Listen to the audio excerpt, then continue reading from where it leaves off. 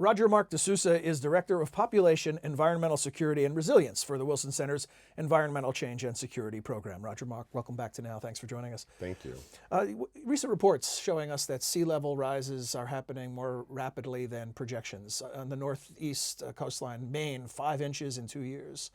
The conventional wisdom is that island communities are most vulnerable in this regard. Is that the case?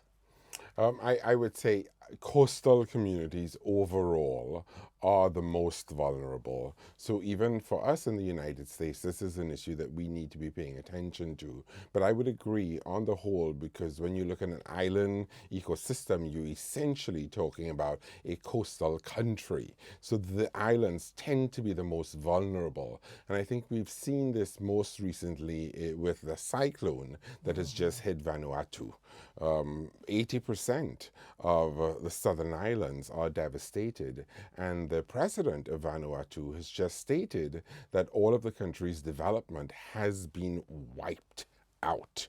And I think this is a perception when it comes to islands' vulnerability, that these islands potentially could be wiped out. So it is a real threat. These island nations have historically dealt with all of the both benefits and detriments that come from that kind of life and the threats of just natural disasters like the one you just mentioned. What's changing? Why are the threats even greater now in light of climate change than they were previously?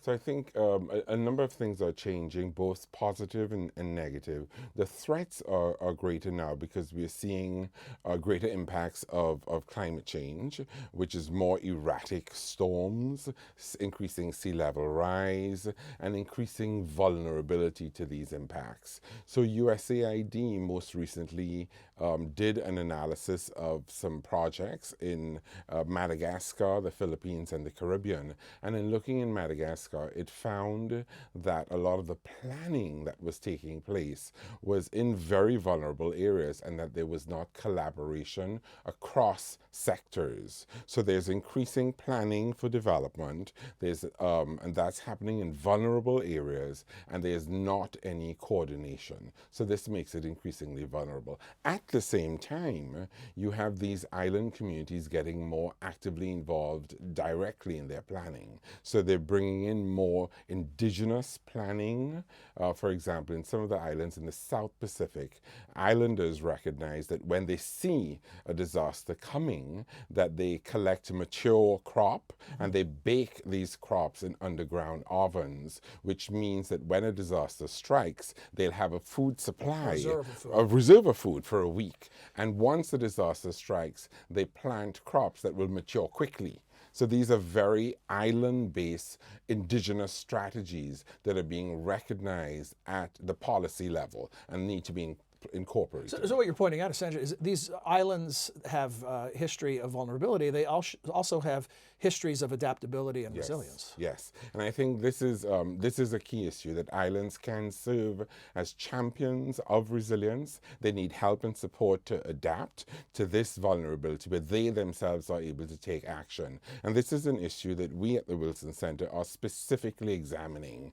Just last week, I was in Jamaica working with the ministerial focal points who are implementing Jamaica's national climate change strategy. And we at the Wilson Center were helping them to think about, how do you conduct vulnerability assessments? How do you climate-proof projects and plans according to different geographies and sectors? And how do you incorporate gender and special vulnerabilities into that climate change planning? So there's a lot happening in these islands. They need support internationally, but they are also recognizing that they have control of their destiny up to a certain point. I want to ask you, the vulnerabilities beyond the obvious. When we think of sea levels rising and we have, pictures of catastrophic type flooding, land that's no longer usable. But what are the ripple effects of these types of things? Food supply you've talked about. Right. What are is it housing? I mean, what are the things that are affected? It's food supply, it's infrastructure. It's many of these islands are especially dependent on tourism. So tourism is very strongly impacted. So it's planning for disasters. What we know when disasters strike, particularly in island communities, women are especially vulnerable. So how do you develop mechanisms that plan for the involvement of women when you're planning for a disaster so that they can better respond? And when a disaster strikes of the magnitude of the recent storm, what type of recovery time are we talking about when it comes to something like tourism? You can't be ready for the next tourist season, I'm guessing. You can't be ready for the next tourist season. So it typically takes a few years for that economy to bounce back. Can the economies bear that type of hit? It's very, very difficult.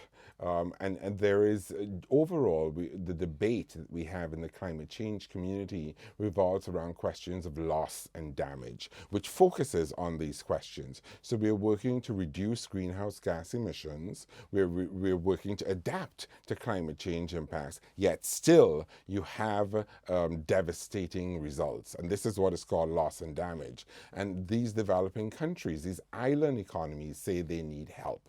And this is an issue that we're beginning to examine at the Wilson Center. What are some of the response mechanisms that the international development, humanitarian, and security community can be providing for these island nations? Because we find that when the disasters strike, it's no longer just a humanitarian response. It's a development response, and increasingly the military is being called upon to provide a humanitarian assistance. Well, thank you very much for this briefing on what is a dynamic situation. And for people who want more information, they can come to the website, right? wilsoncenter.org. Yes. wilsoncenter.org, newsecuritybeat.org also. Great. Thank you, Roger. Thank you very much.